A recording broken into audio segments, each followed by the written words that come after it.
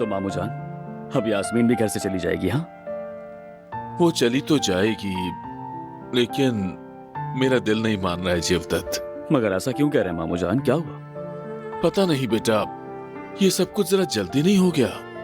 अरे नहीं मामू जान, मतलब उसने पढ़ाई भी मुकम्मल कर ली है, काम भी करती है। मेरे हिसाब से ये बहुत सही वक्त है। बात तो दुरुस्त है, मगर एक बाप का दिल है, नहीं मानता, क्या करूं?